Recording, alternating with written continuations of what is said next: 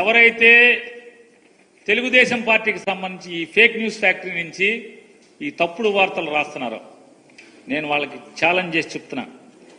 జగన్మోహన్ రెడ్డి, జగన్ అనేటువంటి జగన్మోహన్ రెడ్డి మళ్లీ ఎన్నికల్లో గెలిచేంత వరకు తాడేపల్లి నుంచే రాజకీయ కార్యక్రమాలన్నీ, పోరాటాలు కానీ, మీ దుర్మార్గమైన చర్యలను కానీ, మీరు ప్రజల్ని హింసించే చర్యలు కానీ, మీ వాగ్దాన భంగాలను కానీ, మీరు ప్రజలకు ఇచ్చినటువంటి వాగ్దానాలని మోసం చేసినప్పుడు కానీ, లేదా మా కార్యకర్తలను మీరు హింసించినా, కొట్టినా, దాడులు చేసినా తాడేపల్లిలోనే బతికి తాడేపల్లిలోనే పడుకుని ఇక్కడి నుంచే పార్టీని నడుపుతాడు. మీ చేతనైన చేసుకోమని చెప్తున్నాను. 19 కాదు, నువ్వు ఎన్నేళ్లు పెట్టుకుంటావు జైల్లో పెట్టుకో, నీ చేతనైన చేసుకో. జగన్ అనేడు తగ్గితే కదా. ఎవడి గురించి మీరు రాసే తప్పుడు వార్తలు?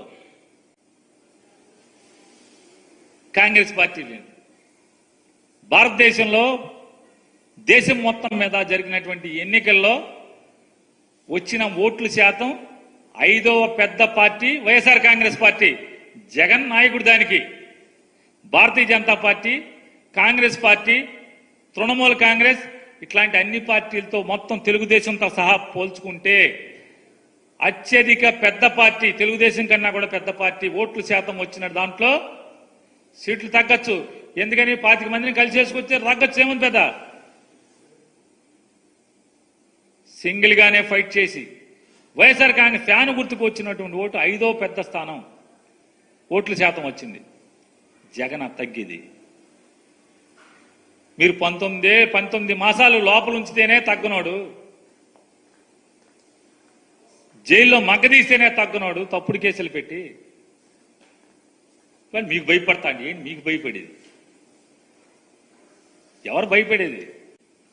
కొంతమంది జంపింగ్ జాపాంగాళ్ళు ఉంటారు, ఇడుదోక అడుదోక. అట్టంటి వాళ్ళు ఏమన్నా భయపడాలి మీకు? ఇక టీవీ ఛానల్స్ చాలా నీటి రోజులు చెప్తున్నారు చంద్రబాబు నాయుడు గారు. చాలా ధర్మంగా పాలించండి, మనం ఎవరు కూడా తప్పుడు పనులు చేయకూడదు. వీళ్ళు కూడా రాసేస్తున్నారు వెంటనే ఈ ఫేక్ న్యూస్ ఫ్యాక్టరీలన్నీ కూడా.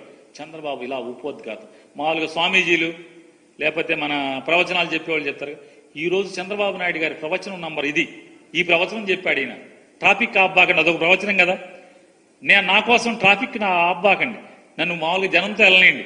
మొత్తం చంద్రబాబు అసలు కదిలితే మొత్తం ట్రాఫిక్ అవుట్, అందరినీ మూసేయడమే. ప్రవచనం మాత్రం ప్రవచనం ట్రాఫిక్ ఆబ్బాకండి, నన్ను సామాన్యుడిగా చూడండి.